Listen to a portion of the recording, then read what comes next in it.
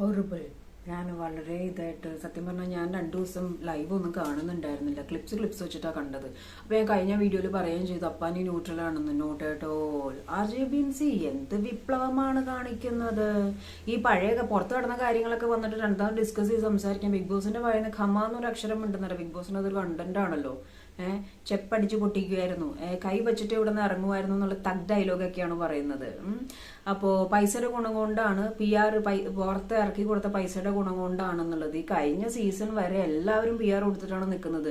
ഈ സീസണിലും എല്ലാവരും PR കൊടുത്തിട്ടാണ് നിൽക്കുന്നത്. ചിലപ്പോൾ RJBNC ഉണ്ടാവില്ലായിരിക്കും. പക്ഷേ ഒരു കാര്യം ഞാൻ നിങ്ങളോട്ട് ഓർമ്മിപ്പിക്കാനാണ് ഞാൻ പറയുന്നത്.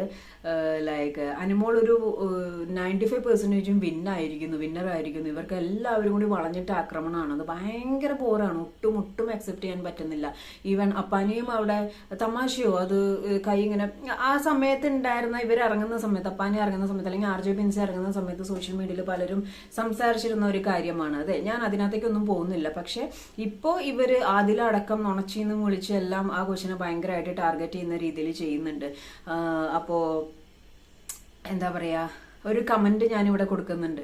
അത് കണ്ടതിൽ എനിക്ക് ഭയങ്കര സന്തോഷമുണ്ട്. കാരണം എന്ന് വെച്ച് കഴിഞ്ഞാൽ അനുമോളെ എനിക്ക് വെറുപ്പായിരുന്നു, ഇപ്പൊ എനിക്ക് ഇഷ്ടമായി തുടങ്ങിയത്. ഇതാണ് പ്രേക്ഷകര്. ഇവര് സ്വയം കുഴി തോണ്ടിക്കൊണ്ടിരിക്കുകയാണ്, എസ്പെഷ്യലി RJBNC. അപ്പൊ പുറത്ത് പല വീഡിയോസിലും നമ്മൾ കണ്ടിട്ടുണ്ടായിരുന്നു. അപ്പൊ ഇവരൊക്കെയാണ് ഈ എക്സ് കണ്ടസ്റ്റൻസിൽ, ഈ സീസണിൽ ഉണ്ടായിരുന്ന എക്സ് കണ്ടസ്റ്റൻസിൽ അനുമോളോട് കുരു പൊട്ടിരിക്കുന്നതിന് ബിനിയും കൂടി കയറുമ്പോൾ എന്താ അവസ്ഥ എന്ന് എനിക്കറിയത്തില്ല. അപ്പൊ എന്തായാലും RJBNCയും ശൈത്യം എക്സ്പോസിൽ കൈ വെച്ചിട്ട് ഇറങ്ങുമായിരുന്നു എന്നൊക്കെയുള്ള തഗ് ഡയലോഗൊക്കെയാണ് പറയുന്നത്. അപ്പൊ എനിക്ക് പറയാനുള്ളത്, അതൊരു മനുഷ്യജന്മാണ് ആ പെൺകൊച്ച്. അതിനും മാനസികമായിട്ടുള്ള പെയിനും ട്രോമയും തോട്ടും കാര്യങ്ങളൊക്കെ ഉണ്ട്. അപ്പോ എല്ലാരും കൂടി അങ്ങോട്ട് മിസ്റ്റർ പെർഫെക്റ്റ് ആക്കിയിട്ട് ഈ കൊച്ചിനെ അങ്ങോട്ട് ഒറ്റയ്ക്കാക്കി, അതൊന്നും വലിയ കഴിവോ വലിയ വിന്നൊന്നല്ല.